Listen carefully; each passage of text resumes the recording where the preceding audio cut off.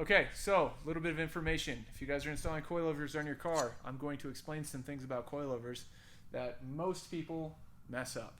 And this is the reason why most cars that you buy on Craigslist with coilovers ride like absolute dog crap.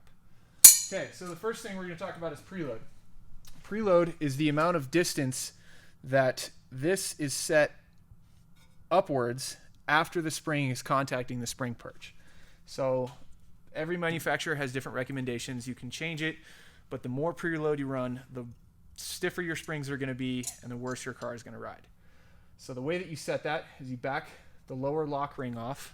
Okay, so what I would do, I'm not going to do it right now because it's already set, but you would back this off, bam, do it that way, get this ring down, and then you unscrew this until the spring does not touch it, screw it right back up until it just starts to touch the spring, and then after that, you put the lock ring back up to where it's touching your preload ring.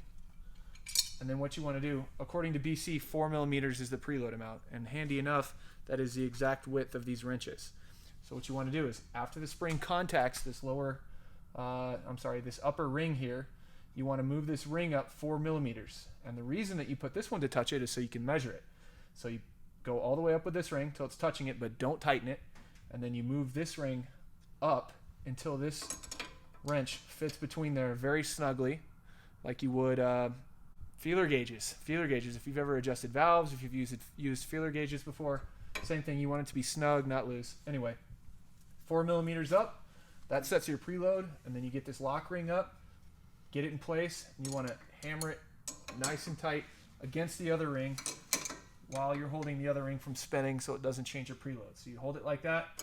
Maybe have a friend come in, get this one, and bop it with a rubber mallet a couple of times, or a dead blow, and then you're all locked in place. Now to change the ride height, this is where most people mess up.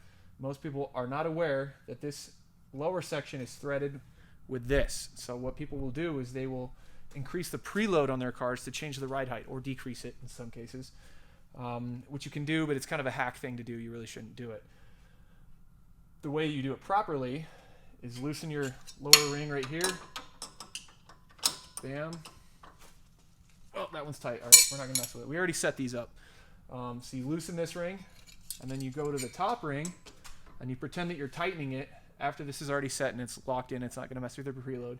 Pretend you're tightening it, and that will make this threaded rod back out of the bottom section of the coilover and effectively raise the ride height of your car without messing with the preload, and your car will ride nicely and it will sit at the ride height that you want it to be at. So, and then to lower it, you would just turn this way from the top nut. Correct. If you want your car to ride lower, same process. Loosen the ring, turn it the other way to lower it. I was in the mindset of raising it because these coilovers came pretty low. We had to raise them about an inch to start figuring out where we want the car to ride. So we're going to start with this. We've got it set on both sides. Then we're going to drop the car down, see where it rides with weight on it, and then adjust from there.